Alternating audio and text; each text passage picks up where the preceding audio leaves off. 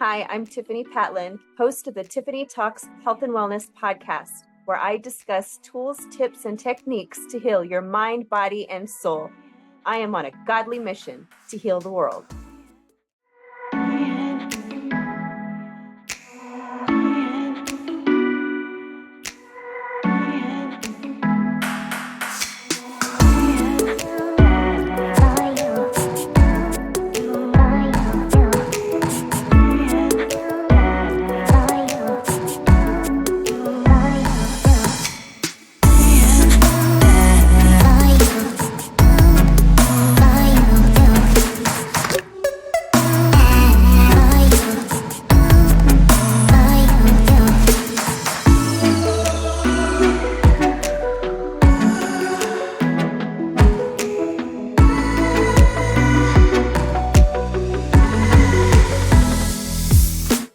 Hello, everybody. Thanks for joining me today for the Tiffani Talks Health and Wellness podcast. Today, I have with me Tracy Taris. She is a licensed marriage and family therapist. She holds a master's degree in clinical psychology from Azusa Pacific University. She owns a group private practice where she and her team of therapists provide individual, couples, and family counseling in person and via telehealth. Thank you so much for being with us today, Tracy. Oh, you're welcome. Thank you so much for having me. You bet. I'm really excited to have you here because I know we talked briefly before, and I know you have an amazing story to share. So if you would, just tell us a little bit about your backstory. What got you to this point in your life to do this kind of line of work? I became a therapist primarily because I went to therapy for myself and it worked. At that time, I had no intention of becoming a therapist. I would just refer my friends and family to the therapist that I was seeing at the time. And a few years later, after I had pretty much finished my process of therapy, which you never really finish, just there's always an ongoing growth and development process, but I wasn't necessarily actively in therapy at the time. But I was at work and I was working in this consulting firm or for this consulting firm. And the thought came to me, you need to be a therapist. And I thought it was odd, but it resonated like on a deep level. So I checked in with my husband and my three closest friends at the time and ran the idea by them like, hey, this is a thought that just came to me. And each one of them said some version of, I can totally see you doing that, or that sounds right. And so I looked into a couple of programs and I just chose one. I chose one that was at a private Christian university because at the time, I always believed in therapy and I always believed in psychology, but I was a part of a church at the time that didn't really think that, psychology, like, just pray and read the Bible and then you should be fine. It is no longer that way, but that's like some of the feedback that I received when I spoke with people about it. And so I chose a Christian university because I wanted to integrate aspects of my faith and the faith of other people, because I knew that a lot of Christian people did not go to therapy because of those kinds of beliefs that, God's got this, all you have to do is pray. And for some things that probably is the truth, but when you get down to like deep trauma and lots of grief and deep depression that disorganizes your brain and anxiety that disorganizes your function, you should go and see someone about it. And so I applied to the program. It was Azusa Pacific University here in California. And I got in, and the rest is history. I jumped through all of the hoops, did all of the programming and education and training outside of the program, and tested for licensure. And here I am. I'm currently owner of a group private practice where I employ other therapists, and we provide couples, individual, and family therapy to people who are hurting and people who want to work through whatever's going on in their lives. Thank you for sharing that. I'm sure the world is lucky to have you to be able to help people. The more people out there that are in the mental health field, the more people out there get help. So I love that. You mentioned that you went to therapy. Would you mind sharing some of the trauma that you may have experienced that maybe some of our listeners might be experiencing? Yeah, I was raised by a single mom. My parents separated. They didn't divorce until I was like an adult, but they separated when I was quite young. And my mom was a working mom, so she worked a lot and was abusive, like physically and mentally and verbally. And I was the eldest of the six of us, actually five of us, because one of my sisters was raised by an aunt of mine, but I was the eldest. And so in my field, I was what we would call a parentified child. And a parentified child is a child who either parents the parent because the parent is going through whatever or is incapable, or is put in the place of a parent. Like I was the latter. So I was responsible for my brothers and sisters, even though I wasn't old enough to even be responsible for myself. And so what it created in me was a lot of anxiety, fear, and doubt. There was some underlying depression in there as well, feelings of unworthiness and believing that I'm not good enough because, when you're 12 years old and trying to raise little ones, you're probably not good enough to do that because you're not old enough to do that. And so that kind of translated across the board in my life. And so, I had a lot of anger, a lot of frustration. My anger would come out on people that I was closest to. And so I decided to go and get some therapy to figure out, what is this? Because it's not who I felt that I was inside. And it was just kind of like a tumultuous existence, because on the outside, I was able to do things like get an education, and have a career. My undergrad degree is in journalism with an emphasis in broadcasting. So I did, television news reporting for a while. And like I said, I worked in a consulting firm and things like that. So I was able to function in my life and even to have, close friendships and close relationships and things like that. But, like the anger was, often right below the surface. And I didn't really understand it until I went to therapy myself and processed some of the trauma of my upbringing, the neglect, some of the things that I was told about myself that just, were not true, that logically I believed were not true, but in my heart and in the essence of my being, I did believe it. I made agreements with it, and I go over that in my book about how one of the things I was told when I was younger was my mom told me that I was going to die young. She had traced a line on my palm and told me, and that I was pretty young when she said this, that I would die young. And so I spent a good part of my childhood and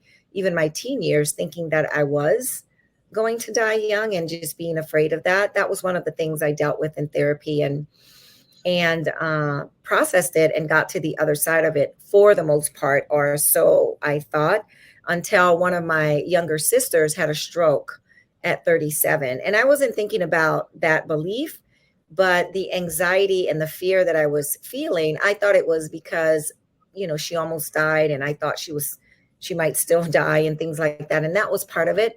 But what happened was that old belief of that I was going to die young had surfaced, because here was my young sister who was younger than me and she almost died, so. Well, thank you for sharing that. I resonate a lot with that. Wow. Like what I can only imagine, like being so young and just having that kind of fear and anxiety of just thinking your life is so short, you could die like at any time. Like, Yeah, ouch. yeah. And what was that? What would you say? Was there like a pivotal moment where you're like, what happened where you were like, I have to go get therapy? Because there's a lot of people, I'm sure you know this, there's a lot of people. I think everybody has experienced trauma to some degree, but those that really need therapy and that need help, they refuse. They refuse therapy. You didn't. Well, a pivotal moment for me, it happened, but it still took a couple of years for me to actually go and get it. It's when I was working for an ABC affiliate in Louisiana. After I got my degree in journalism here in California, I went back because I'm originally from Louisiana. And when you want to do television news reporting, you have to start in these really tiny little towns. And it was me and my daughter. I was still married to my first husband at the time, but I had planned to take my daughter with me. So it was just going to be her and I didn't want to go to, a little small town where I knew no one. So I went to a little small town in Louisiana where I knew no one, but my family was driving distance away.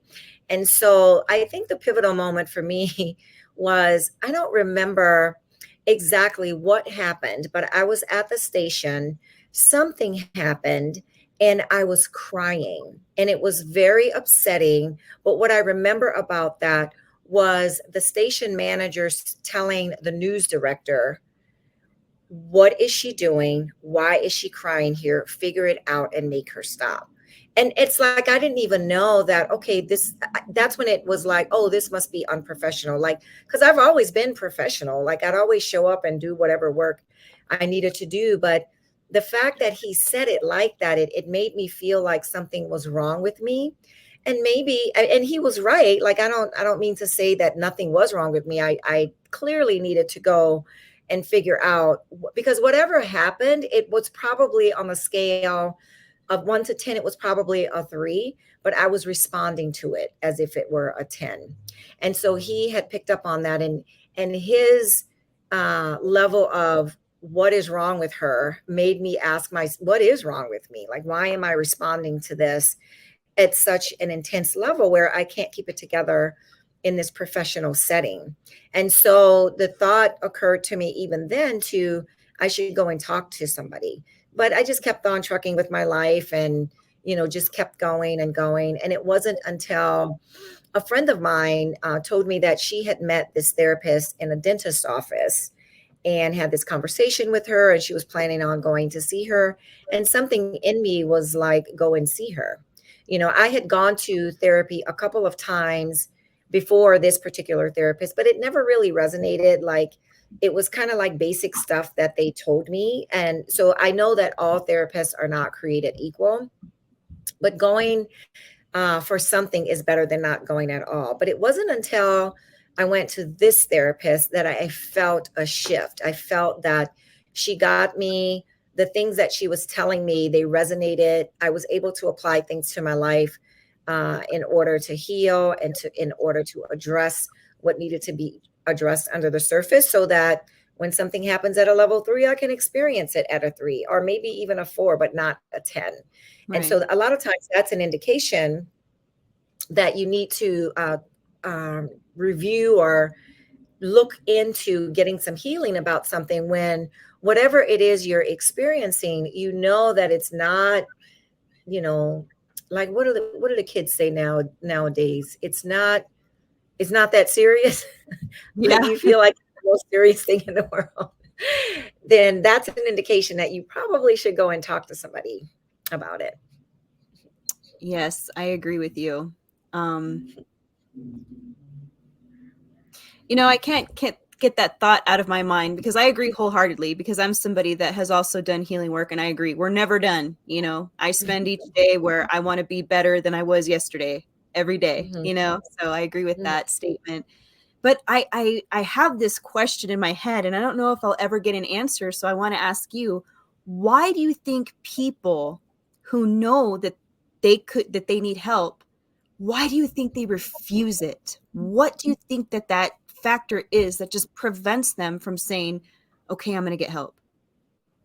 It's two major things that I found. It might be other things depending on the person. But two of the major things that I've come across in my work, just within myself and also in my work with people. The first one is fear, and it's fear of the unknown, not knowing what's going to pop up.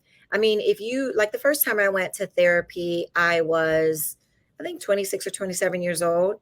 I had probably spent, 15 years stuffing all that stuff down and figuring out how to function and survive. So to go dredging it all up, talking about it, I didn't know what impact it was going to have on my life. Like, I grew up with this phrase that I would hear the adults saying from time to time, that so and so cracked up. Girl, she didn't cracked up, what that meant was someone probably had a mental break, and they went either to a facility, or like in the South, a lot of times people don't go to facilities or get checked in. They'll just be at home and just like out of commission. And then sometimes people would get checked in. So I think one of the things is just fear of the unknown, especially if you've done a masterful job of keeping it under wraps so that you can keep on keeping forward, going forward. And then the second thing that I've come across with regards to why people will know that they should get help, but then they don't go and get help, is something called like homeostasis, keeping things the same. Whatever life you're living, you've spent some time cultivating that life, right? And you're used to whatever is going on around you, even if what is going on around you is dysfunctional and disruptive. It's what you're used to. So the brain looks for and seeks out that. It wants patterns, it wants the familiar. So the minute you have a thought of, gee, I need to go and talk to somebody about this, it will be followed by another thought that you don't need to do that. I mean, what do you need to do that for? You will eventually talk yourself out of it. And so I think those are the two main ones. There are others, I'm sure, but those are the two that I've seen, like within myself and in working with other people. Fear of the unknown, like dredging up things that you've carefully and meticulously packed away or put on the back shelf so that you can function. And then being used to a certain way of living, and your brain and your mind doesn't want you to go digging because it will upset what has been cultivated. Again, I agree with you. Personal experience and research. I mean, I wrote that in my own book too, because people need to know that. And I just wish people out there could just know that, yeah, it might be scary, but it's almost like, the way I would describe it is, it's like jumping into the deep end of the pool. Like, when people want to stick their toe in the water, it's like, just jump in, just jump in. Like once you get past that initial, jumping in the pool, it's wonderful. Like it's beautiful because you rise higher. The world looks brighter. Like you're not bogged down anymore. You end up being happier. It's a beautiful thing. So I encourage everybody to go out there and get help. Yes. But speaking of books, I would love for you to share your book. I love your title. Well, let me just read this part. In your book, it says, Tracy shows readers how to differentiate between voices that compete for our attention: self, Satan, society, and the Savior of Jesus Christ. You want to share your book title and talk to us a little bit about that? Yeah, it's called Many Voices, One Truth, and it's available on Amazon. And it really stemmed from a lot of different things. Part of it was, that's what I see on the couch here in my office, where people have a lot of thoughts running through their mind. There's a lot of voices competing for their attention. And one of the forms of therapy I use is something called cognitive behavioral therapy. And a lot of your listeners probably would have heard it. It's CBT. A lot of people are very psycho-savvy nowadays because of shows like this, and because of things on the internet and on social media that give people information that they need to help them with in their lives. And so CBT is something that I use in my practice all the time. And the basics of it is cognitive means your thoughts and how you're thinking, and behavioral means the behaviors you're choosing as a result of it. So I thought I would combine some of my CBT practices with some of the prayer practices that I engage in. I consider myself a contemplative, which means that I do spend a lot of time in prayer, but I probably spend equal and maybe sometimes more time contemplating, meditating on the word of God, or meditating on what's going on, or the thoughts that's coming to my life, coming into my mind, and experiences that are coming into my life. And so I used CBT, and some of the prayer practices that I engage in to teach people, first how to identify the differences between all of the voices. And the voices that you named, I use them as an analogy because when I was growing up, we didn't have cable. Cable existed. I'm not a complete dinosaur. Cable existed. In our household, we only had 4 channels. We had ABC, CBS, NBC, and PBS. So if we were watching any one of those networks, if we were watching anything on television, it was probably one of those networks. And your thoughts are the same way.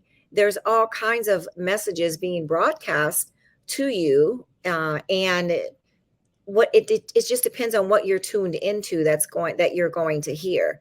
You can choose to turn some down or turn them off, and then turn on or turn up others, so that you are taking in the truth and taking in things that are edifying to your soul. Like God and Satan, they are complete, I don't want to say opposite, because Satan is a created being, so someone's opposite is their equal, and he's definitely not, God's equal. But broadcasts from that network will always be disparaging and negative, or kind of where you grooming, like that, like bringing you into a certain way. Everything from God's voice will always be edifying. You might not always like what he says, but it will be truth. It will be edifying in nature. Self and society, they could go either way. Like, whereas the other two voices do not influence each other, self and society can go either way. Like, if you are listening to something from self and it's disparaging, I'm not good enough, nobody loves me, I can't make friends, that's probably coming from the side of yourself that has had negative and disparaging experiences, whether it's from your family of origin or whether it's from, peer groups. But if you're having thoughts like, I am capable and I can do this, it might be coming from a side of yourself that has experienced goodness and uplifting. It could also be coming from God, but it could also be coming from that side of yourself as well. That's based on your experiences. Same thing with society. Like, social media gets a bad rep for the most part because of the negative effects. And the negative effects are real, but there are also positive effects. There are young girls on YouTube, and I'll follow some of their suggestions. Like, I'll do workouts that they're doing. I direct a lot of my clients to their evening routines because they're very clever about, cooking up evening routines to help people get a good night's sleep. And they're just young women that have tried this themselves. So that side of social media, where you can get information to make your life better, information that's suited to you, that's good. But then the side of social media that has you comparing and being negative, or being disparaging to yourself, or not believing in yourself, then that's not a good side. So with self and society, it could go either way. Whereas the other two, they're either or. I just loved it the first time I heard you describe that, because it was just so true, like right on point. And I just love how you laid it out. It's so beautiful. I encourage everybody to go to Amazon and get her book and read it. How can people reach out to you if they're like, man, I need Tracy in my life? How can they reach out to you? Well, we have a website for therapy. It's healingthemindandspirit.com. And we are also on Instagram at Healing the Mind and Spirit. And for me, Tracy, all my writing stuff, it's at Tracy Taris on Instagram. And you can join my email subscription list by going to tracytaris.com. And that's TracyTaris.com. Thank you for sharing. And we'll be sure to have all the links in the description box for everyone out there who wants to jot that down. And I'm so grateful that you came on. But before we let you go, I just wanted to know if there's like one thing that you could say to that person who's on the verge, who is afraid, who has that fear of getting help. What's something that you could just say to them that might just encourage them to, if not call you, to call somebody and get that help? Yeah. A phone call costs nothing. Just give it a try. You can go on to psychologytoday.com and put in your zip code, and look at a few of the profiles. Most therapists will have a free 15 or 20-minute telephone consultation. And so it doesn't have to be even Zoom. Look at some of the profiles, check out what they have to say and what they offer, and find 2 or 3 that resonate with you, and then make the phone call them. And if they pick up right away, you can have that phone consultation then and there. But if they don't, it doesn't mean the universe is against it or this isn't something that you should do. Most therapists work, from hour to hour. So they may be in session. So leave a message and somebody will get back to you. And in your message, ask if you could have a telephone consultation, that you're thinking of coming in for therapy and you wanted to see if there was someone that you can speak with. And someone will get back to you. And then when you're on that phone call, give a little bit of information of what's going on with you. And if the person has feedback on the call, then that's a good thing. If they don't have feedback on the call and they just want to book you for a session, it might not be a bad thing, but I would go with the person that resonates with you, that, you have a question, they answer it, you like the way they answered it, you like what they said, and it sounded like it would work for you, then go ahead and schedule. Therapy is not a contract. Even if you go in for the first 1 session or 2 or 3 sessions, if anywhere along the line you feel like, A, I got what I came from, I don't need to continue this, then you can do that.